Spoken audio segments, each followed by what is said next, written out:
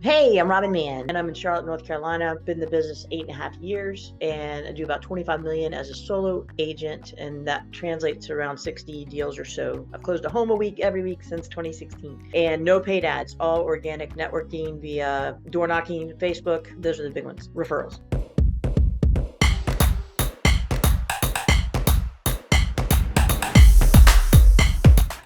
What do you do when you door knock? Door knocking for me, it's a mindset shift. It's not about knocking on the door and saying, hey, I have an open house. It's more about connecting with the person that comes to the door. When you walk up to a house, you're looking for clues. Do you see pretty landscaping? Do you see a little dog that was buried sign? Do you see a flag about a fan, like they're Georgia Bulldog fans? Something that will give you a clue on how to connect with the person. I look for the signs. Now, I ring the doorbell or knock on the door and I back away from the door. I own that I am a female and I am white and I can do possibly things that other folks can do in some areas and vice versa. I own that. Safety is first always when you're knocking on a door, always. So do it with a buddy, with a lender partner, someone so that you feel safe, okay? I wanted to go ahead and get that out there.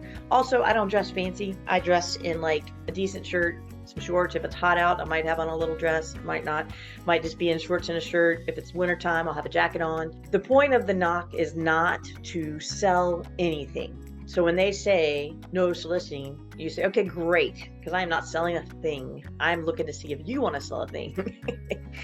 Also smile and be real and be authentic. So let's go back. Walk up to the house, we're looking for clues, right? So when we get to this house, we see our clues, we ring the doorbell, I back away from the door so that they feel safe and so that I am safe.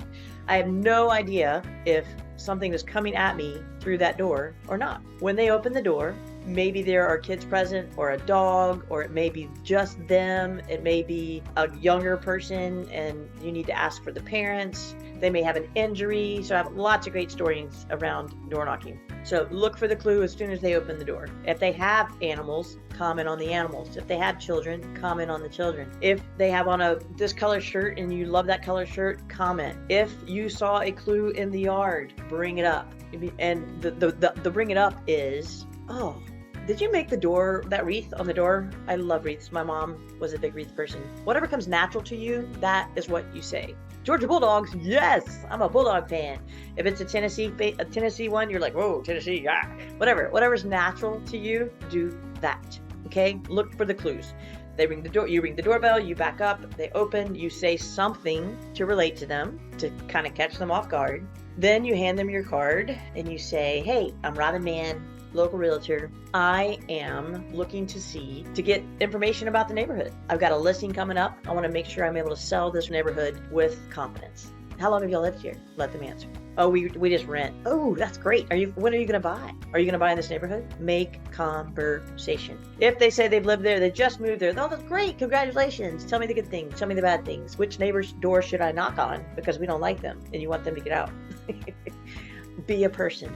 Okay, be a human. If they say, well, we've lived here for 13 years. Oh my gosh. Did you know how much equity you have in your house? Have you looked at that? If you have not looked at that, I can help you out. Oh, no, I'm not interested. Okay, that's great. So let's say you just made conversation. You've told them about the open house. You ask if they have any friends or family. Let's say that they yell at you. You just tell them thank you. Okay, you just tell them thank you and you send them on their way.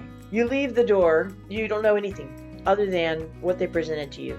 What I want you to do with that information is leave that house, go out into the street. There is a app you can do this on. I think it's called like Spotio or something like that. I always just did it on the notes on my phone and I would write 1416 Mississippi. I talked to the woman, 2 kids came to the door. They had a beautiful front porch. The house looked a little bit worn and torn. They've been there 13 years, no interest in selling. Okay. I put everything I know.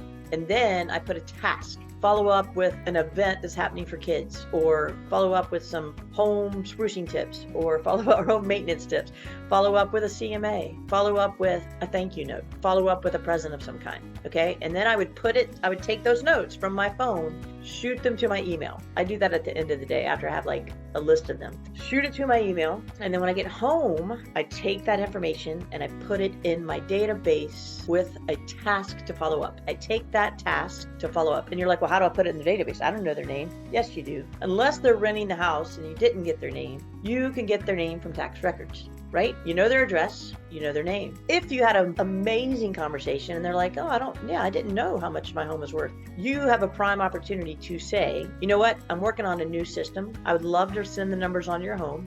No obligation. I'm literally just going to send you the information and you can tell me your thoughts on it. What's your best email? Okay. Don't say, may I have your email? Don't say, would you give me your email? What's your best email? And if they say, no, I don't want that. Okay, that's fine. I'll just drop it by. No, I don't want you to drop it by. Or don't even say you're going to drop it by. Bring it by in a couple weeks with a little bag of Hershey's Kisses that says, I love that you opened the door and spoke to me. We make this really hard. It's really not hard. You just have to go do things. And this is a simple thing to do. You can do market research in every neighborhood that you wish to farm in. If it's $1 million gazillion neighborhood, great. If it's not, it's the hundred thousands, great. Always side with safety. Bring a partner if you can, and take notes. Set a follow-up task. The goal is for them to see you and for you to do this on the regular, okay? The regular meaning, if I knock and it's August 25th, maybe I'm going to knock them again in October and deliver mini pumpkins. And I'm just going to say, oh my gosh, I cannot believe how much your baby's grown. Or the dog, wow, winter growth is coming in, whatever. You're going to touch base with them in October. And then again, in January, you might bring some Pop Rocks by. Remember that candy you used to have as kids? You can bring some Pop Rocks by. Deliver the Pop Rocks. Make yourself a regular where they see your face and they know you. It doesn't always have to be a door knock. It could be a mailer, but you have to be consistent and you have to be always present in their brain and coming from contribution. Throw a food drive, throw a backpack drive, throw a sock drive for the homeless, do a lending library, do a happy hour. There's so many ways you can do lead gen that are authentic and real and about connecting with people.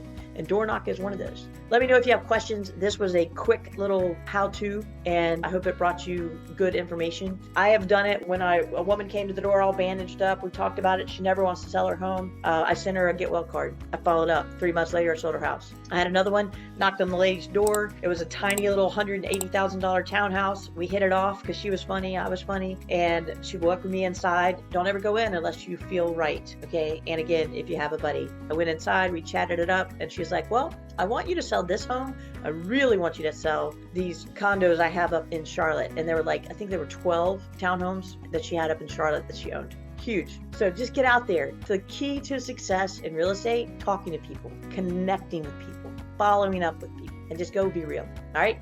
High five. I'll talk to you soon.